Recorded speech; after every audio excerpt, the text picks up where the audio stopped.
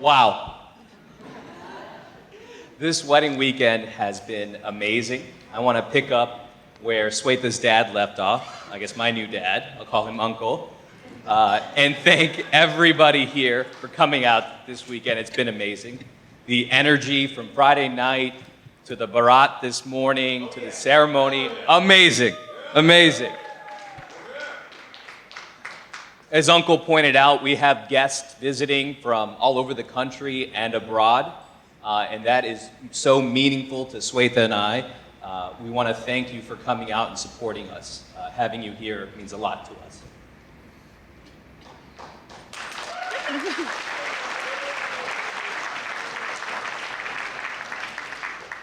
On top of that list, we got to thank Swayta for putting all this together. Let's be honest, I didn't do anything.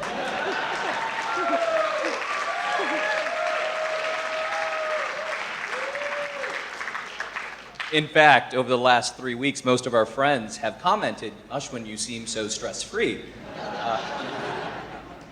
And that's thanks to Swayta, much like everything else in my life. So I very much appreciate it. Let's get a hand for Swayta.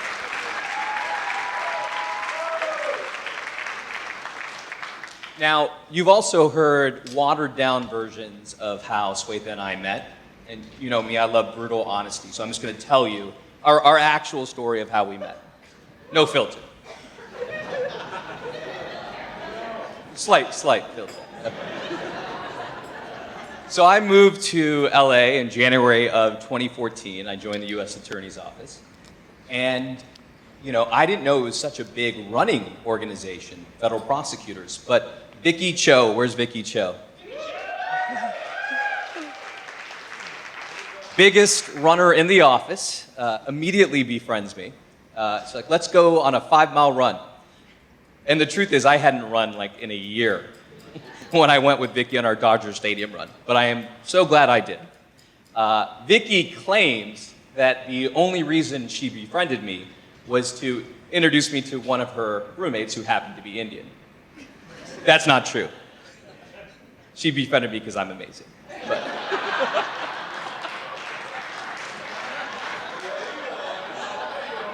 nonetheless, within 3 weeks of meeting Vicky, as you heard from her sister Jackie point out, I was invited to a house party, which was actually a celebration of finishing boards for UCLA's anesthesia residents.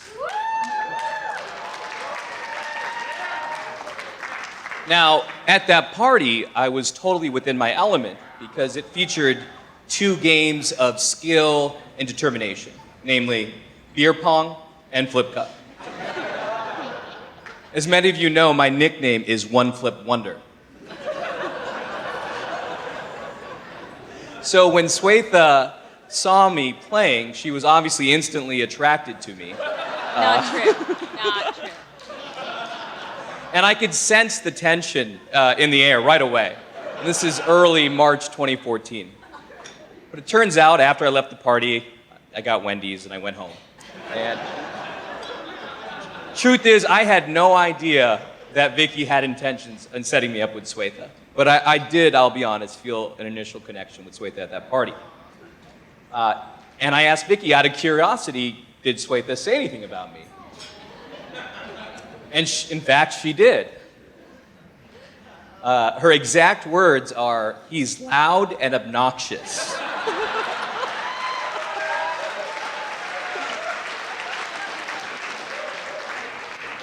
Fast forward to 4th of July, 2015. Randomly, I'm invited to watch Swayta and Vicky pull apart pork.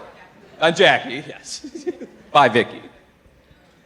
My parents, true story, were very curious about Swayta, and they asked many questions. There's no relationship at the time. Fast forward 6 months later, we're now December 31st, 2015. I was at a all-gay pool party at Michael's house with my sister and Sanjeev. Michael's right here, one of my groomsmen. So it was a tough choice, but around 11:30 p.m., I'm like, I'm gonna go to Vicky's place and I'm going to go there because I'm going to start dating Swayta. I said that out loud. At this time, we hadn't talked at all since a year before. True story, true story. So I get there. Many of you, Vadim, Cliff will remember, I was plenty of personality that night, which I needed because it turns out there were 2 other suitors there to meet Swayta. Luckily, I was oblivious as usual. And at 11:59 p.m., I positioned myself strategically. I went in, I grabbed Swayta, I gave her a kiss. She looked at me and said, "What the hell?"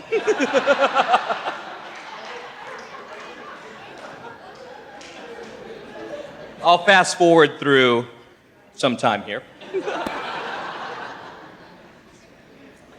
January 17th, my birthday. You heard the story from Julian last night.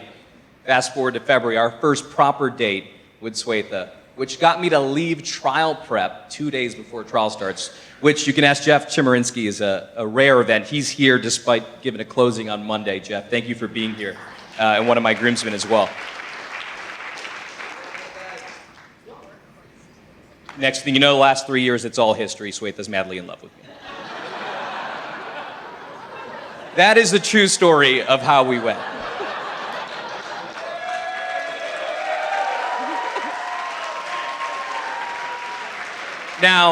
Now, there's many collateral benefits to this relationship, and I'd be amiss if I didn't start at the very top with Vicky, who is my friend because I am amazing.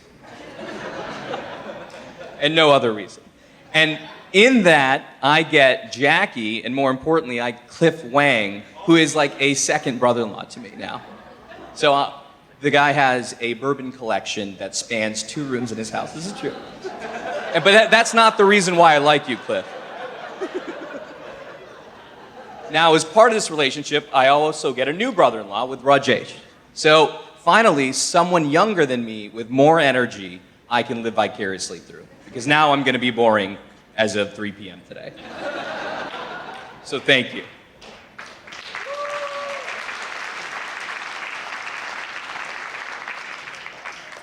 Now, the bridesmaids, part of that's Jackie, we have Jamie, 2 Camille's, and a Sangeeta. You guys look beautiful.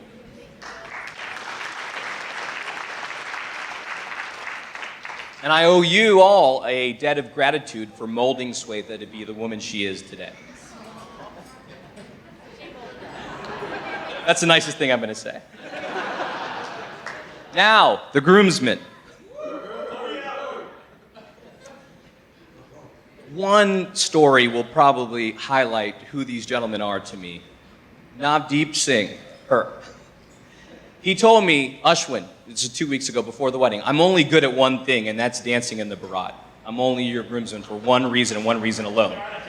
By his own words and admission, right? Today, the barat rolls around 11:30, noon. There's no Navdeep. 12:30, 1 o'clock. There's no Navdeep. By his own words, he is truly useless.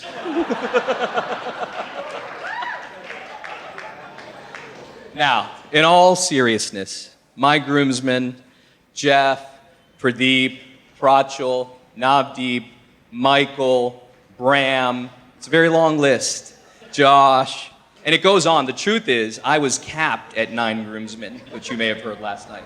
There's probably 20 groomsmen that are sitting here in this room. And the reason, and Julian, I didn't forget Julian, but I'm coming to you, Julian. And the reason these gentlemen are my groomsmen is the energy you saw today at the barat, representing my side of the family. The passion is unparalleled with any friends I've ever had in my life. These guys bring their A game. Doesn't matter how serious they are, doesn't matter how fun they are, they care about me, and they're here. And they. So I thank you guys for being here. I also want to give a shout out to my colleagues from the U.S. Attorney's Office and my friends from Chicago. Along with my groomsmen, I am so lucky to have people to exemplify what it means to have character, integrity, and duty to family and country. Thank you.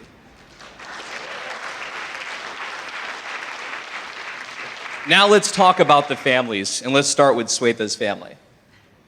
Today, I have been so impressed with your family. I had no idea. The truth is, this is the first time I'm meeting everyone, frankly, on this side of the room, okay? So they come in today at the Barat. These guys are hustlers, straight up. They asked for $10,000 to allow me to enter the wedding ceremony. Just strong-arm negotiation tactics. And they ended up with north of 1,000, so well done, well done. But that's not all. The hustle component comes, there's a common tradition in Indian weddings that goes back apparently 5,000 years. The bride's family steals the groom's shoes. The groom's family pays the bride to get the shoes back. Okay? These guys did not get my shoe today, so gentlemen, congratulations. But that didn't stop them from taking advantage of some of my weaker groomsmen who may have been under the influence of alcohol. Here's what they did. They brought decoy shoes and said, I've captured Ashwin's shoes. Michael, pay me $1,000 Venmo right now. And Michael fell for it. And then they came to me and said, we have your shoes. And they got me to disclose that the shoes were never in the room. They had no chance. Which apparently upset some people. So we apologize for that. My friends cheat. To Swayta's parents. We have not spent much time together before tonight, but I feel like I know so much about you already just the way Swayta talks about you. You are amazing parents. Let's give a round of applause for the bride's parents. In particular, I hear a lot about Swayta's father, because Swayta loves singing his praises. And when this usually comes up, or once a week Swayta's annoyed with me, she says, you're just like my father. So obviously, Uncle, like me, you are selfless, compassionate, not stubborn at all, and incredibly patient. Thank you.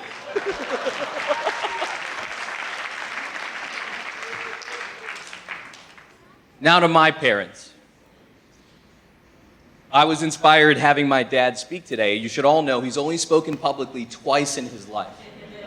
Once was for my sister's wedding, and once was tonight. You killed it, Dad. Thank you.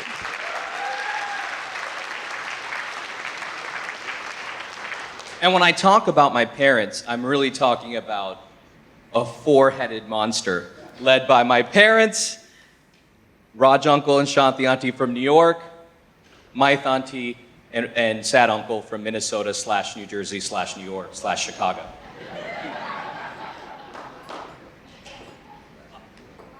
I want you all to know my entire career when I started was dedicated to making you all proud. You pushed me as a kid and you taught me basically three things. Work hard, do good, and treat people well.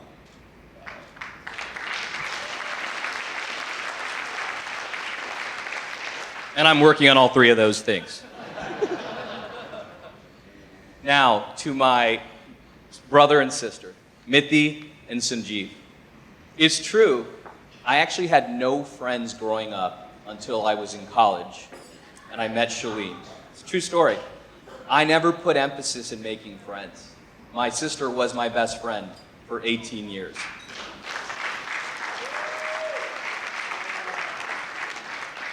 I'm so lucky, when I went to law school, I met Joel Bannister, who's my best friend, who's here tonight as well.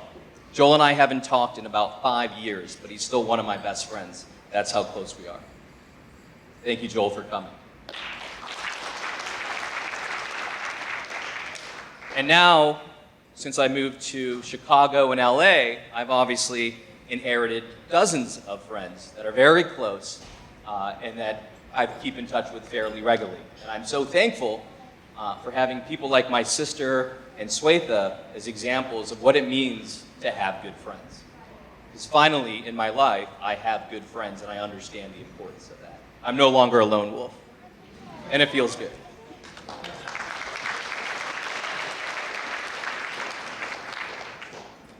Swayta, would you like to thank anyone before I move on to the last part of this? It's the last part, I promise. The final part is for Swayta, of course. It's true, I don't tell Swayta often how beautiful, smart, and compassionate she is. And in most relationships, it's the man that's the rock of the relationship. Not true here. Swayta is the rock of this relationship. She is my foundation.